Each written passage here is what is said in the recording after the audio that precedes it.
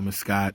I was approached with a question the other day, and I finally have a moment to make a video about it. The question was, why is it that successful black men, once they become successful, marry outside of their race? Um, there's really only two reasons. One is the obvious, yes. Everybody wants a yes man or woman in this case.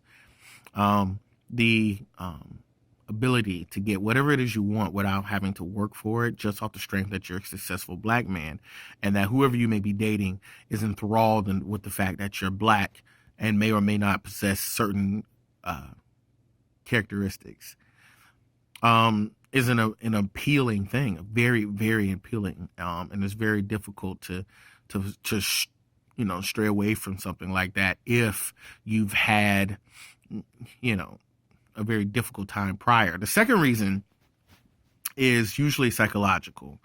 There's brothers like myself who have gone through psychological damage at a young age, thinking that you were never good enough for a black woman because they didn't like you, or you didn't fit into a trend like nasty nappy dreads, gold teeth, pants that hang and sag,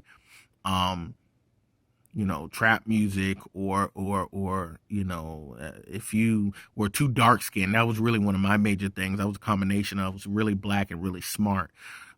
So I spoke proper and had both parents, which was not as rare at that time. And so, that's, you get picked on a regular basis by other women, over time that does damage to you.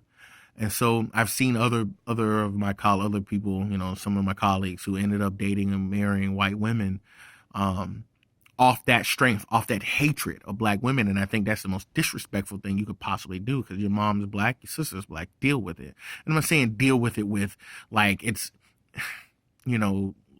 like it shouldn't be addressed. But, if you don't know how to properly address women with constructive criticism, and know how to deal with those individuals who don't take constructive criticism well, then you should just, follow someone else's lead and learn how to get your feelings out there.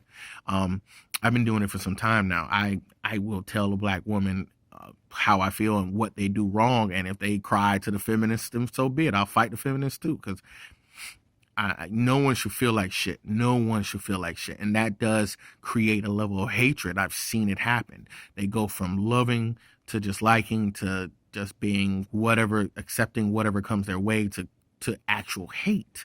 And it has nothing to do with some of the women that's currently in their lives, and that really sucks. So they end up meeting this white woman who, and sometimes this Asian woman who will, again, do anything you tell them to do, without having to deal with the angry black woman syndrome. Then, when they date, then they got a lot of black women who are like, there's no good men out there in the world. And when they find that this black man they thought was, God, end up dating some white woman, they say, oh, he's a weak black man, not knowing what his past is like. So, there's psychological damage, and there's, and then there's, personal preference and wanting to hear yes all the time, no matter whether or not you earned it as a man. My feelings on this is, I've dated the whole spectrum. And yes, I've come across the ones where, and mostly white women and Asian women that I've come across, and, not to say that any of you guys watching this is like this, but they're more docile to a point where I could run all over them. They were easy.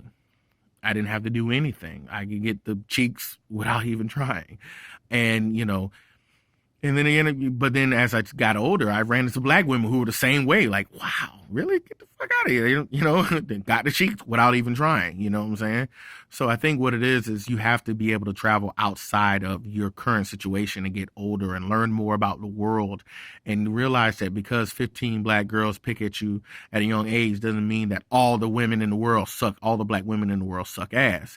That's the same mentality that angry black woman that, becomes that deep hatred filled feminist, says all black men are the same.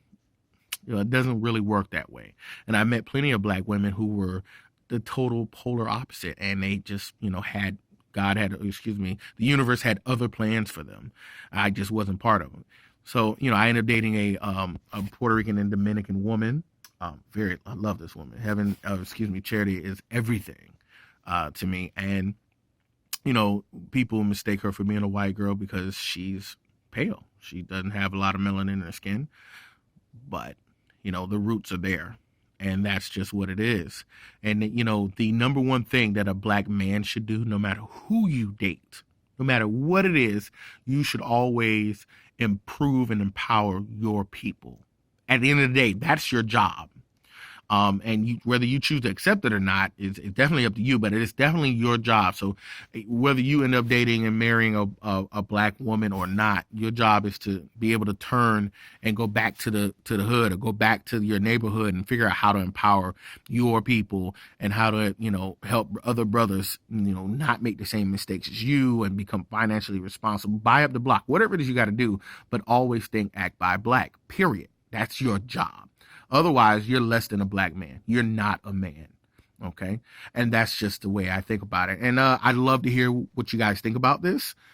Please leave comments and questions down below. I'll leave my social media. Please follow me on all the social media. I'll leave that down below as well.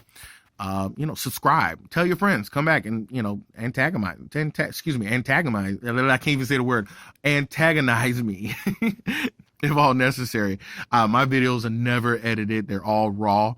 I just like being real with my fans. So I love you guys. And I tell everybody, no matter where I go, even if you can only do it once a month, please think, act, buy black. I love you guys.